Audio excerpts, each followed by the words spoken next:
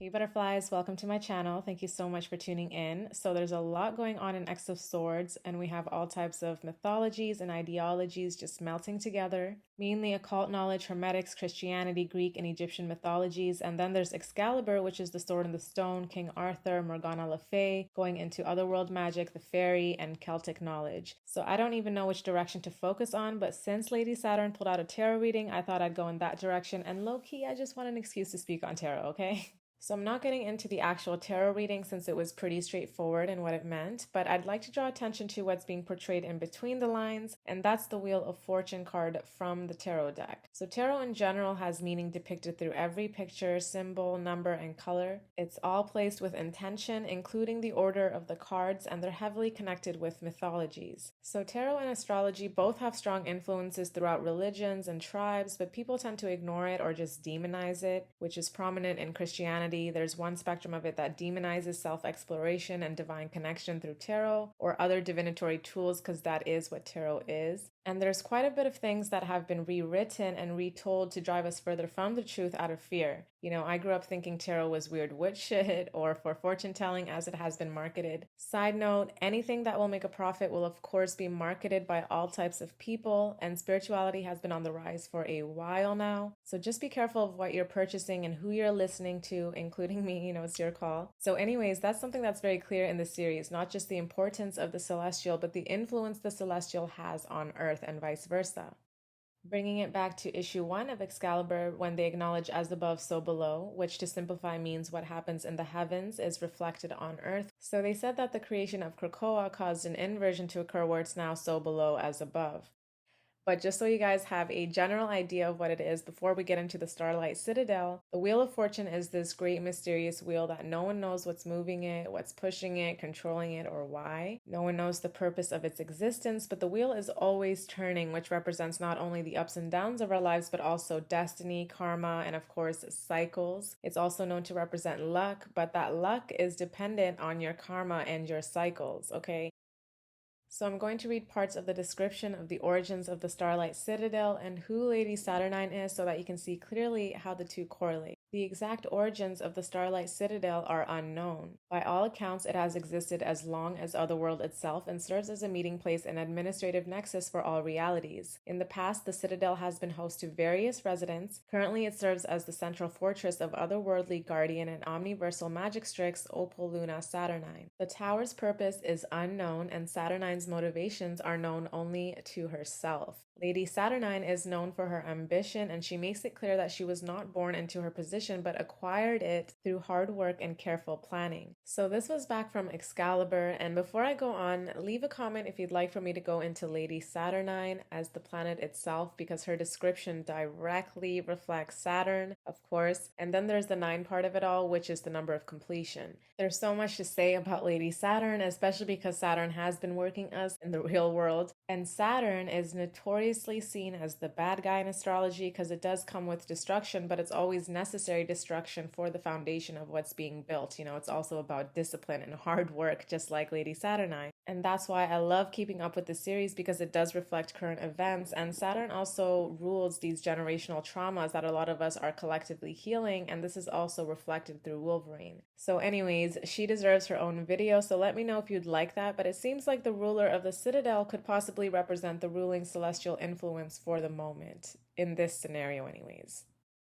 So moving on to X of Swords, they get a bit deeper into what the Citadel is, and this children's rhyme is what clarified that this is in fact connected to the Wheel of Fortune, because it's a literal description of the wheel. So the rhyme goes, wars rage and kings die, the wheel turns the world around, bones break beneath the wheel, the king he tumbles to the ground. The wheel's center never changes, never knows the lives she takes, still she sits as smooth and placid, Our Lady's face a peaceful lake. The Citadel is a physical manifestation of the epicenter of Otherworld where all realities intersect. If Otherworld were said to be a wheel, the Citadel would be its spoke. Though it is unmoving, without it the wheel cannot turn. It's a fortress serving as the defense of the infinite doors within. Each doorway serves as a passage to another reality, making the Citadel the most literal representation of the connection of all realities that Otherworld represents. Saturnyne, high priestess of the Starlight Citadel, took up permanent residence and sealed it off to anyone but her priestesses in act of desperate defense. Her swim decisive action kept the Citadel safe and standing during attacks by the witch Morgan Le Fay. Currently, it is easiest reached from Krakoa by the way of external gate. So there's a few reflections with the relationship between Otherworld and the Citadel. Otherworld is basically a creation of everyone's thought forms, and it's through Otherworld that you can reach the Citadel. Otherworld is the reality within our mind space. I would even say that it's like Underworld or Amenta, because that is known as the place between earth and heavens, which is our mind space. It's portrayed with demons because we face our own reflections that have been suppressed, and of course that can be scary. So it seems to me that Otherworld is the mind and the Citadel is our connection to the universe, because as much as we connect through our heart space, it's equally through our mind as well. And guess what? The mind is associated with the element of air, and so is the heart chakra because they're both intellectuals. And speaking of the chakras, we have 7, and the last one is the crown chakra, which connects to divine guidance and the divine within ourselves. But above the crown is the soul star chakra, and that is the above, the heavens, the celestial, and what I'm seeing as the Starlight Citadel and the Wheel of Fortune. In my opinion, it seems the crown is our individual connection to the divine, and the soul star is tapping into that flower of life pattern, which connects us to the collective and the concept of karma, which I'll get into more with the wheel. So we can manipulate and change what's happening in our minds just as Otherworld is constantly changing in a blink of an eye through thought forms. But the Soul Star and the Citadel, of course, it's a reflection of Earth because as above, so below, but we can't control the Soul Star just like the Wheel of Fortune. But we control ourselves and our minds and our actions, and that's how we take control of our destiny because we have free will.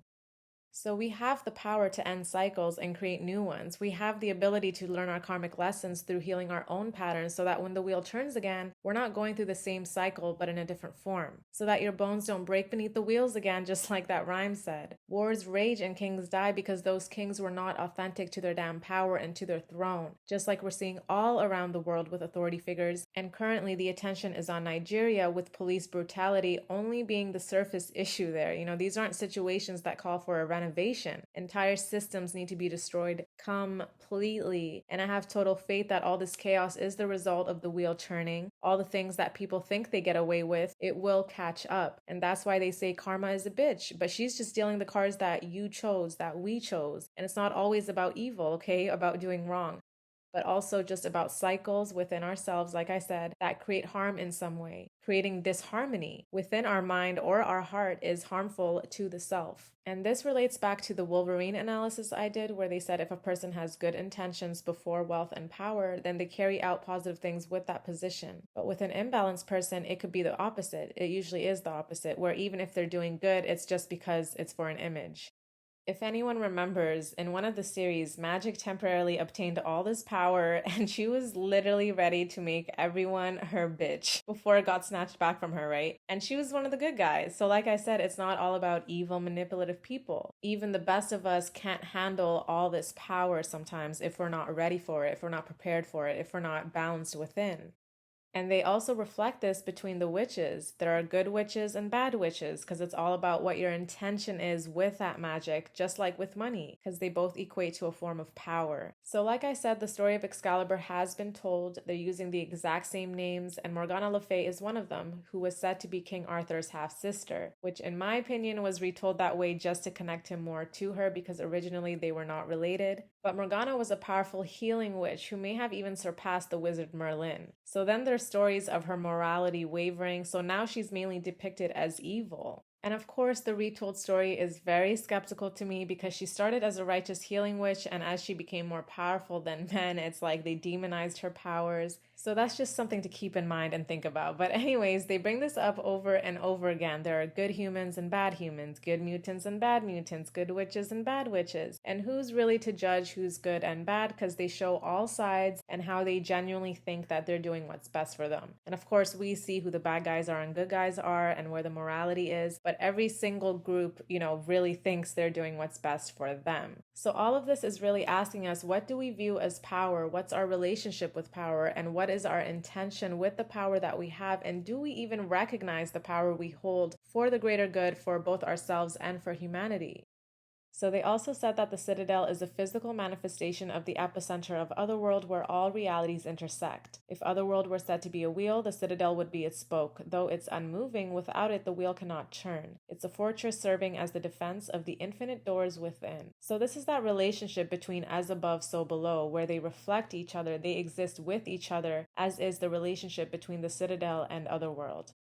So this is all in the mental realms and spiritual planes. So what's happening is then also reflected between Earth and Krakoa. So this reflects the priestesses who live in the Citadel and the green people who are the druids on Earth, the Celtic knowledge. The Citadel is the above and the druids are the humans below, but they're on the same team just in different positions. The green believe balance requires attention and action, and Saturnyne allows them, viewing them as a necessary opposition to her own actions, as all things must have an opposition.